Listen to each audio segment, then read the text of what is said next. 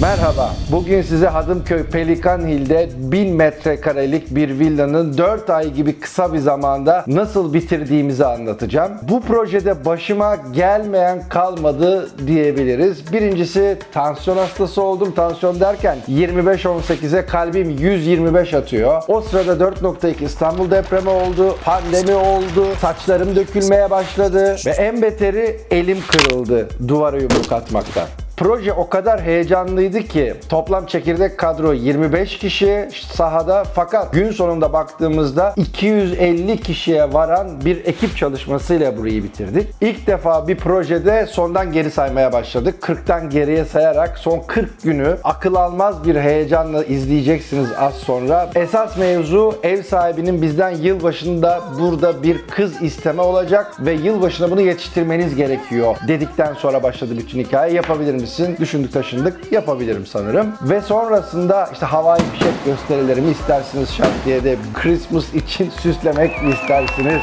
Duvarda 68 model bir Mustang'i çocuk odasına koymamızı mı istersiniz? Türkiye'de ilk kez çift katlı bir giyinme odası yaptık. Türkiye'de hiçbir yerde olmayan, tamamen şeffaf, tamamen camdan. Çocuk odasında havaya tren rayları döşeyip o çocukluğumuzdaki oyuncak treni yaratmaya çalıştık tavanda. Bir şeffaf kış bahçemiz var, mutfakla entegre. Bunun altı tamamen şeffaf cam. Altta Rolls Royce'u görüyorsunuz. Yaklaşık 200 metrekare bir yatak odası anlatacağım size. Yaklaşık gene bir 180 metrekare gibi bir mutfak anlatacağım. Çok heyecanlı, çok adrenalin dolu bir proje izleyeceğiz. Bugün şantiyedeyim. Şafak Bey aradı. Acil ofise gel dedi. Ofise gittim. Dedi ki sana büyük bir sürprizim var. Ama çok sıkıntılı. Pelikan villalarında Hadımköy'de 1000 metrekare bir yer var. 4 ayda bitirmemiz lazım. Yetiştirebilir miyiz diye. Ben dedim ki Şafak Bey gözümü karalayıp girelim. Bir şekilde çözeriz, yaparız Allah'ın izniyle. Sonra ekibi toparladık ve yıkıma başladık. Kanala abone olmayı unutmayın, like etmeyi unutmayın, yorum yapmayı unutmayın, Instagram'dan takip etmeyi unutmayın. Böyle bir evi yıkmak açıkçası çok kolay değil. Çünkü mekanik, elektrik, her şey sıfırdan yapılacak. 4 ayımız var. Size şöyle söyleyeyim. İlk gün 18.700 adet çuval molos çıktı. 50 kamyon malzeme çıktı. Bizim hesaplarımıza göre sanıyorum bir haftada yıkarız dediğimiz evi yaklaşık 15 günde anca çıplak hale getirebildik. Üzerinde önemsediğim bir konu daha var. Biz bu evleri yıkarken kullanılabilir olan malzemeleri mutlaka ve mutlaka ihtiyaç sahiplerine gönderiyoruz. Zaman hızlı geçiyor, hava şartları problemli. Bazen işte yağmur, bazen kar yağıyor. İnsanların elleri donuyordu dışarıda. Çalışma saatlerimiz kısıtlı. Haliyle stres çok hızlı ve çok fazla oluyor. Elemanların ve çalışanların motivasyonunu yükseltmek için mangal yapıyoruz, yeri geliyor müzik açıyoruz, oynuyoruz ki insanlar motive olsun ve rahat çalışsınlar. Bu biraz işe yaradı tabii. Tam yıkım sırasında Silivri açıklarında İstanbul'da 4.2 şiddetinde bir deprem meydana geldi. Bu yutong duvarların bazılarında kılcal böyle çatlaklar meydana geldi. Hazır biz yıkmışken bu sefer dedik ki hadi bakalım biz bu duvarları da yıkalım. Evi tamamen çıplak hale getirdik. Bu bizim için en az artı 5 gün demekti. Yıkım bitti. Ardından elektrik ve mekanik grubu sahaya girmeye başladı. Bu arada bizim ekibin yarısından fazlası Karadenizli. Bilhassa elektrik grubu Karadenizliydi. Her gün bir daha yani fikirle geliyorlar. Acaba Şafak Bey bunu böyle mi yapsak, şöyle mi yapsak? Hele bir pano ustamız var ki ya diyorum ki sürekli kaç metre buraya kablo gider söyler misin? İşte bugün 10 kilometre gitti. Yarın 76 kilometre. En sonunda 150.000 kilometre dedi. Evet Sinan Bey, kaç metre kablo gitti buraya toplamda? Şu anda yaklaşık 10 kilometre kablo gitti. Toplamda ne gidecek? Toplamda 150.000 kilometre kablo. Çok zorlu bir şantiyeydi. Şurayı görebilirsiniz. Açılmasının sebeplerinden birisi zaten Pelikan şantiyesi. Artık iş yetişmeyecek duruma geliyor. Yapacak bir şey yok. Mecbur mesaiye giriyoruz. Sabah geliyoruz erkenden.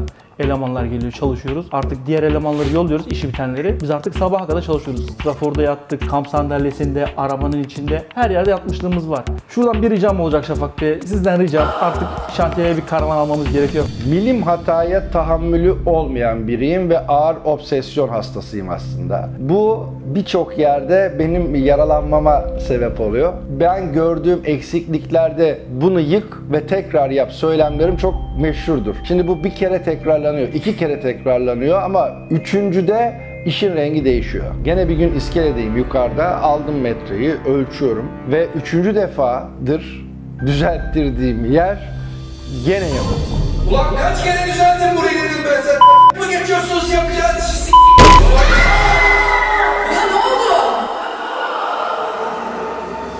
Merhaba, ben İsfandiyer. Sıva ustasıyım. Gerçekten bu işin içine sıçtım, sıvadım. Önce anlamadım ne olduğunu. Sonra hafif bir şişmeye başladı. Ondan sonra da sızlamaya başladı. Şantiyeden çıktım tabii sinir içinde. Tam ofise gelirken dedim ki şu Maslak Acıbadem'e bir uğrayalım, bir baktırayım elime. Hastaneye girdim, film çekildi. 2 yerden kırık ve ağır bir kırık. Tırnak içinde boksör kırığı deniliyormuş. Doktor dedi ki hemen ameliyat. Profesör Doktor Cihangir Tetik Hoca normalde 1 saat sürecek olan ameliyatı sağ olsun 3 saatte bitirdi. Ve ben işte ayıldıktan sonra hastanede "Vallahi Şafak'cığım eline sağlık" dedi. "Nasıl bir kırık yaptıysan inanılmaz, hayatımın en uzun el ameliyatlarından biriydi" dedi. O gece hastanede kaldım. Ertesi sabah hemen taburcu oldum. Eve gittim işte biraz hani dinleneyim falan derken gene kendimi şantiyede buldum.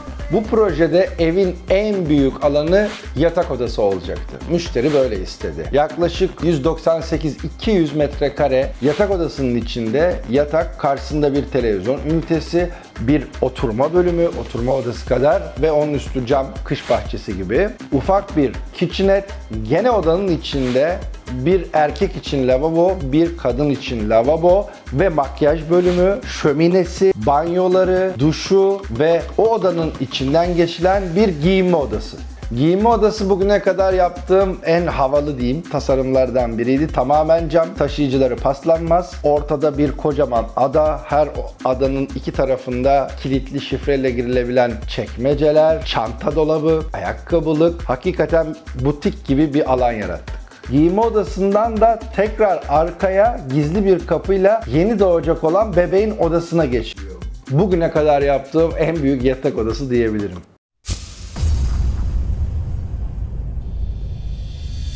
Projenin bitimine son 40 gün kala geri sayalım dedim.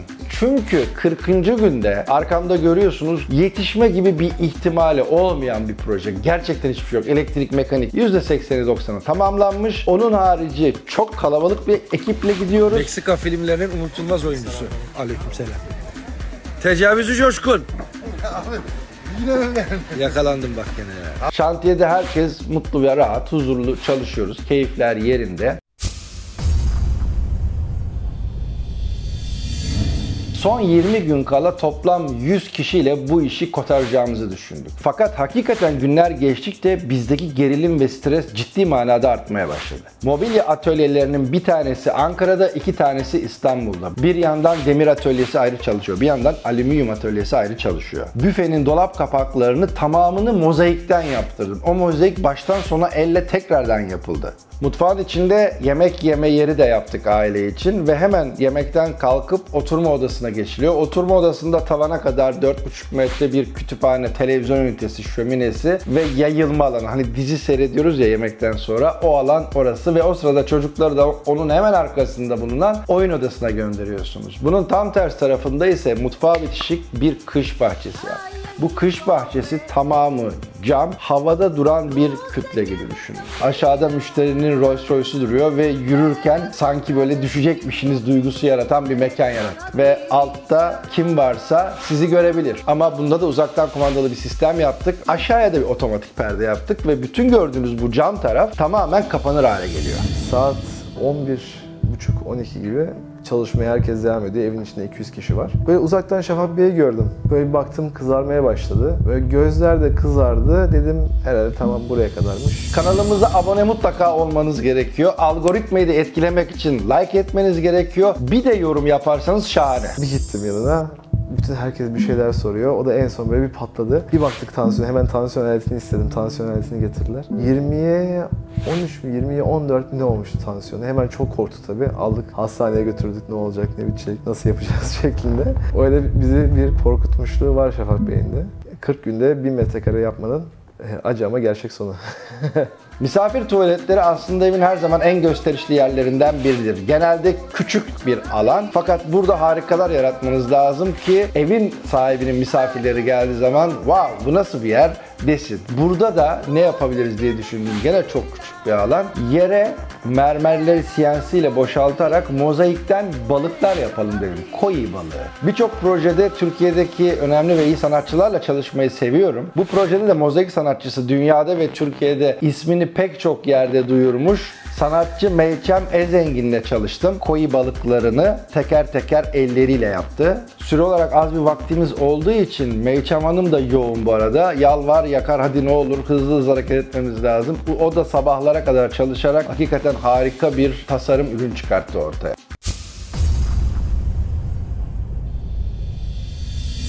Son 14 gün kala artık yavaş yavaş bahçeyi de düzenlemeye başladık. Dış teraslarda panda mermeri çok severim. Bunları book match olarak kullanmayı istedim. Harika da oldu. Bu arada stres arttıkça tansiyon hapları kullanmaya başladım. Sabah ayrı hap, akşam ayrı hap. Bahçede dolanırken evin ana kapısında bir avlu var. Bu avlu da boş duruyor. Yuvarlak bir havuz yapalım dedim Adnan'a. Adnan dedi ki Şafak Bey 14 günümüz var. Nasıl yapabiliriz? Yaparız deyip ve yuvarlak havuz için hemen çalışmalar başladı. Bir de evin en dış kapısı, arabayla geldiğiniz kapısı var. Burada da yol boyunca yürüme yolunun iki kenarına bir koi balığı havuzu yapsak mı fikri belirdi bende. Tabii bizimkiler çıldırıyor. Hadi dedik onu da yapalım. Bu arada kış çok soğuk, yağmur yağıyor sürekli. Herkesin morali bozuk. Bir daha dedik bir motive yapalım, bir sürpriz yapalım. Bahçeyi dedim süsleyelim. Yılbaşı da geliyor çünkü yılbaşında olacak. Bahçeyi güzelce süsledik, ağaçları ışıklandırdık. Şafak Bey dedi bu ne dedi? Dedim Şafak Bey sürpriz yapıyoruz. Çılgınlıktan asla ve asla vazgeçmedik, geçmeyeceğiz. Zaten Şafak Bey bu konuda müthiş bir deha. En uçuk şeyleri bulup getirir. Bunu yapacağız Adnan der ve biz yaparız. Yapar mıyız diye bir şey yok bizde. Koi balık havuzunu yapmak için hiltiyle kırarken story çekiyorlar tabii bir yandan. Ben de eğilmişim. Kafamın üst tarafına baktık gibi açıklık var. Ve saçlarım dökülmeye başladı. Bir tanıdık doktor arkadaşım var. Dedik Şafak stresten. Saçlarımın döküldüğünü görünce hakikaten ben de stres oldum. Aldım elime, örnek veriyorum ne yapabilirim, nasıl yardımcı olabilirim? Aldım elime boya fırçasını ve başladım bari ben söveleri boyayayım diye. Hakikaten dış sövelerin çoğunu ben boyadım. Bu arada son 9 günümüz kalmıştı. Öğlen vaktiydi sanıyorum. Baktım bahçede ön tarafta aşağıda bir hummalı koşuşturma sesler geliyor, bir kamyonlar geliyor, bir şeyler geliyor falan. Bir baktım Adnan ve ekibi bahçeyi süslüyorlar. Yılbaşı süsleri. Yani hiç işimiz gücümüz yokmuş gibi işi gücü bırakmışlar ve bahçeyi ışıklar, tavşanlar, ayılar. Tabii ben bunu görünce şok oldum. İşte motivasyon olsun, keyfimiz yerine gelsin. Başka türlü çünkü çekilir gibi değil. Son 9 gün kala ortada hiçbir şey yok. Herkes 18-20 saat orada çalışıyor. Hatta orada yatıyor bir kısmı. Deli şantiyesi resmen. Deli. Evde 2 tane çocuk var. Bir tanesi de yolda bebek geliyor. 3 tane çocuk var. Kız odasında odanın tam ortasına mor 2.50 çapında bir yatak tasarladım. Öyle bir yatak ki yatağın tam odanın ortasında duruyor. Yatağın tavanında geceliğin fiber optik ışıklar, yan taraflarında müzik çalarlar, işte USB'si, fişi vesairesi. Hemen arkasında bir giyinme odası, bir makyaj ünitesi, ders çalışma alanı. Hemen oradan banyosuna giriyorsunuz ve duşu. Kız odası çok havalıydı. Erkek odasına gelince aslında bir erkek çocuğunun hayali nedir? Araba. 68 model bir Mustang'i 1/3'ünü tıraşlatıp bunun aynısını fiberden döktürttük ve bunu duvara astık. O da yetmedi. Tavana tren rayları döşeyip tren yürüttük. Çocuk araba delisi olduğu için birçok arabaları var Matchbox. Bir araba sergileme ünitesi diyelim. Onun yanına kütüphanesi, onun yanına ders çalışma alanı, onun yanına televizyon ünitesi, gardırobu, banyosu ve duşu. Bebek odasının yatağını bizim Kapadokya'daki balonlardan gibi bir balon fiberden ve üzerinde pirinç detayları, altta halatları, makromeden yaptığımız detayları emzirme alanı koyduk. Bir alt değiştirme, dolapları, geceliğin ona göre bir müzik çaları ve gece aydınlatması bebeğe göre. Son olarak da oyun odası. Oyun odasını anlatacak bir şey bulamıyorum. Bence bir izleyin.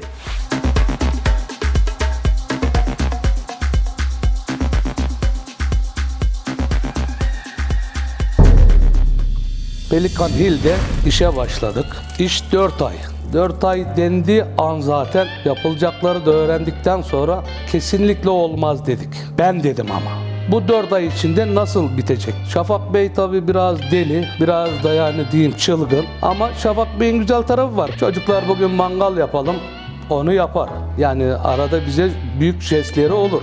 Çok büyük çileler çektik, bayağı yorulduk ama alnımızın akıyla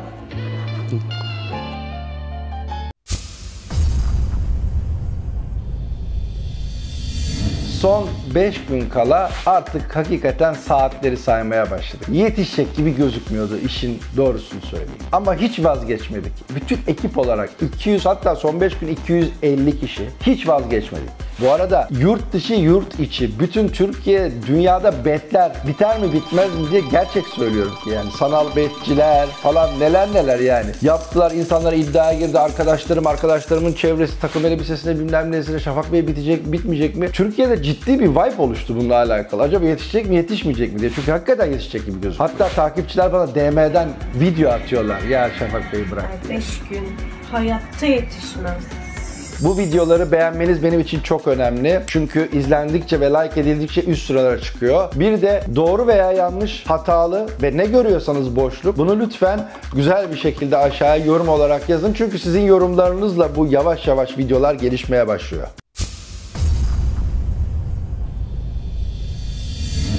Son 4 gün kala Emre'de, Apo'da, Adnan'da, Başaran'da herkes sıyırdı.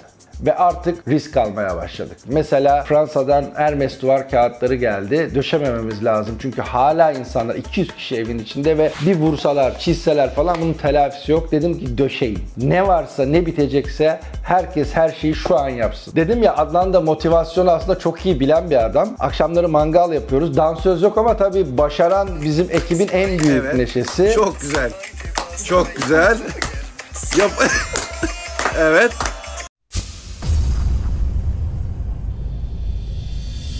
Son 2 güne geldik. 250 kişi uykusuz halde 24 saat çalışıyor. Ben tabii kontrol freak bir adam. Her yeri kontrol ediyorum. Sürekli iskelede, tavandayım. Çok stresimiz var. Adnan'a diyorum, Adnan ne yapacağız? Merak etme Şafak Bey, yaparız Şafak Bey. Başaran da aynı şekilde, merak etme yaparız. Ve ya üzgünüm, stresliyim, yetiştiremeyeceğim çünkü. Akşam oldu, yemek yedik. Oturduk, herkes kenara işte yerde yemeğini yedi. Gene dışarıdan bir ses. Meğerse Adnan'la Başaran sen git havai fişek gösterisini zannet. Ya o kadar modumuz düşük ki yetişmeyecek diye. Bildiğiniz havai fişek gösterisi. Yani bunu evin sahibi de tabii deli herhalde bunlar diyor. Yan komşular var, onlar da görüyor, benim yaptığım biliyor. Onlar da bildiğiniz bir havai fişek gösterisiyle karşı karşıyayız. Tabii herkesin suratı gülüyor. Gece uyanık kalalım diye sürekli çay içiyoruz, kahve içiyoruz, Red Bull içiyoruz. Böyle ayaktayız. Çaylar.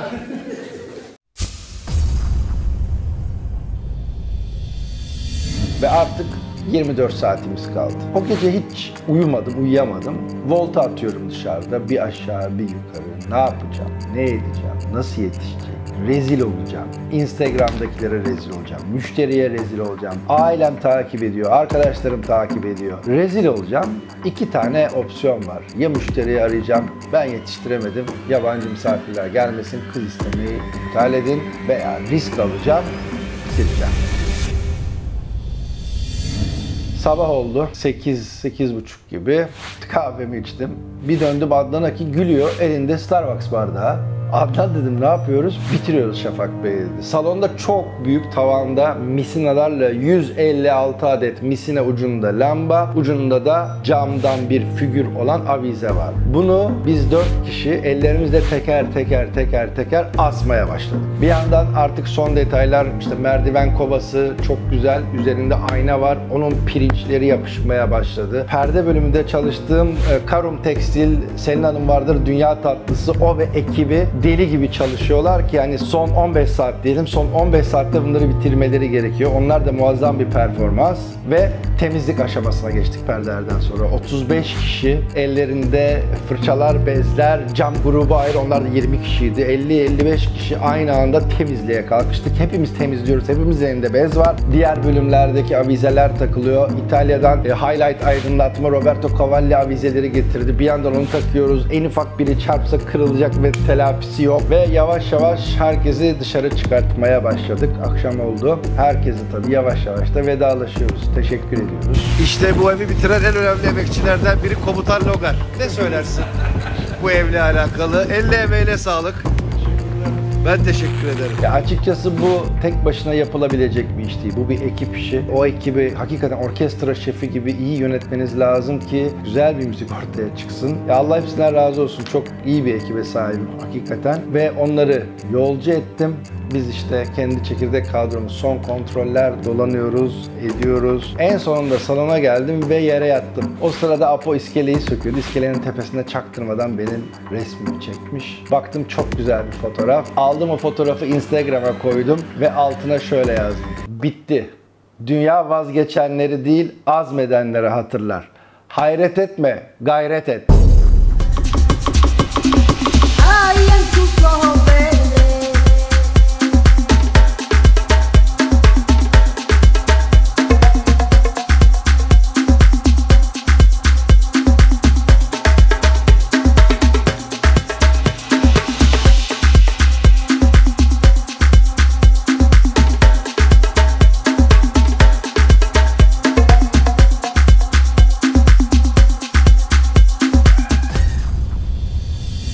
Kanala abone olmalısınız. Niye olmuyorsunuz ya? Bence olun. Vallahi bak. Like edin, yorum yapın, bir şeyler yapın yani.